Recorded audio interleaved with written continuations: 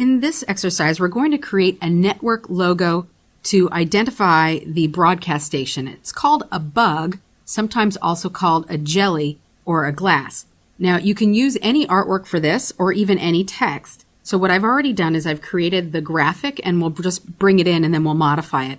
It's also good when you're creating a bug like this to have some kind of background image, maybe some kind of screen grab from actual footage that you'll be working with, so you can see how your bug will look when it's layered on top of that video file.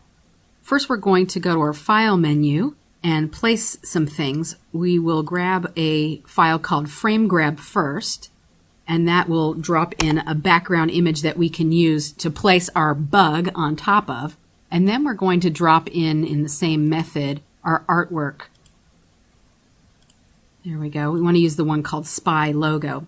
When you drop in artwork like this, your artwork will sometimes come in as regular object or in this case as a smart object. So you can scale it, hold down your shift key to constrain, and when you have it the size that you want it, you would hit enter.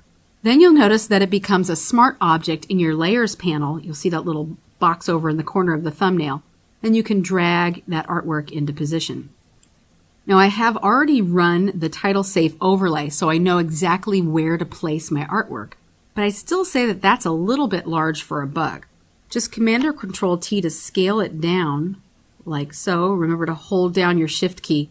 Now sometimes your employers will tell you it has to be a certain width or a certain height, so you would go by whatever specifications that they gave you. I'm just going to make it 100% width.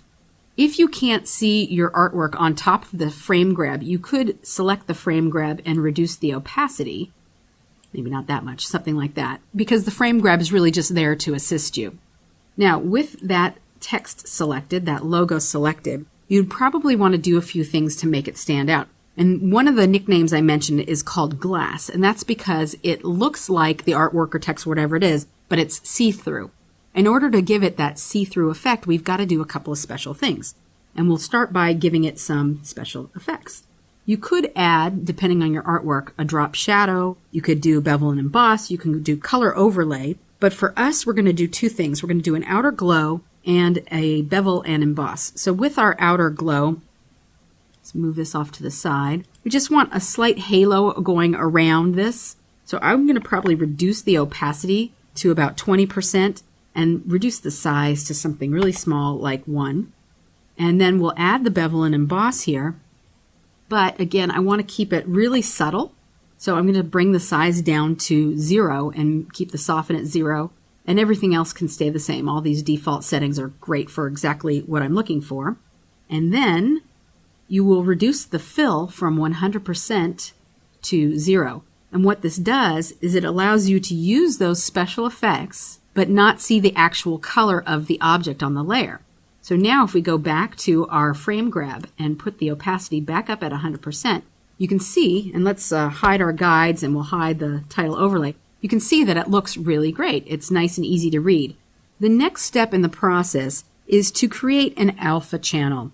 Before you send this to an output monitor, you need to make an alpha channel to mask everything except your bug, and this will improve the quality of the bug when it's sitting on top of moving video. To create the alpha channel, you'll want to hide everything except for your bug layer, and then hold down your Command or Control key and select the contents of that layer. And even though we can barely see it against this transparency, we are getting a nice smooth outline around this logo shape.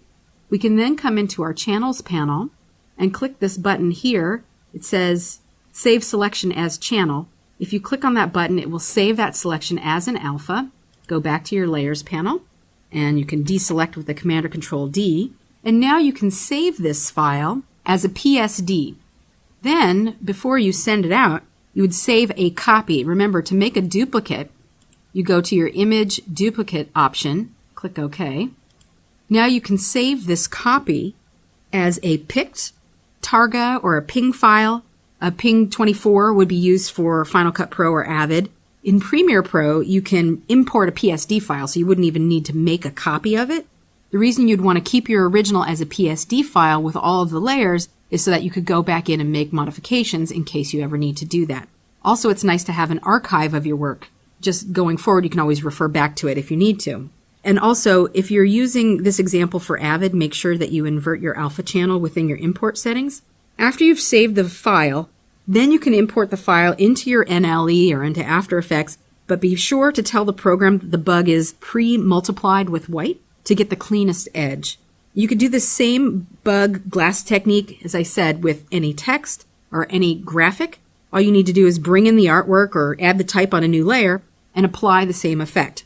If you want to copy an effect from one layer to the other, just go here, right-click on the layer, choose Copy Layer Style, then go up to the new layer and you'll choose Paste Layer Style. So once you have a style that's working for you, you can always copy and paste it onto any new artwork.